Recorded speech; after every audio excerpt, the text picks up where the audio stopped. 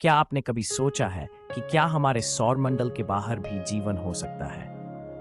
वैज्ञानिकों का मानना है कि कई अन्य ग्रहों और चंद्रमाओं पर जीवन के लिए आवश्यक स्थितियां हो सकती हैं। उदाहरण के लिए, बृहस्पति का चंद्रमा यूरोपा, जिसकी सतह पर बर्फ की मोटी परत है, के नीचे एक विशाल महासागर हो सकता है।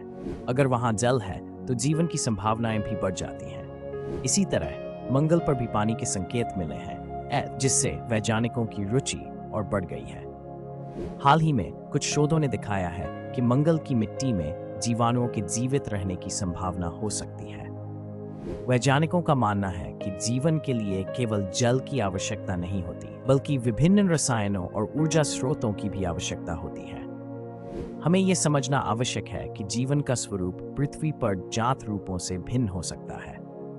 अन्य ग्रहों के वातावरण में विभिन्न रासायनिक तत्व और तापमान होते हैं, जो जीवन के नए रूपों का निर्माण कर सकते हैं। इसलिए हमारे लिए ये जरूरी है कि हम इस संभावित जीवन की खोज करते रहें और ब्रह्मांड के रहस्यों को उजागर करने का प्रयास करते रहें। ये न केवल विज्ञान के लिए, बल्कि मानवता के भविष्य के लिए भी महत्वपूर्ण है।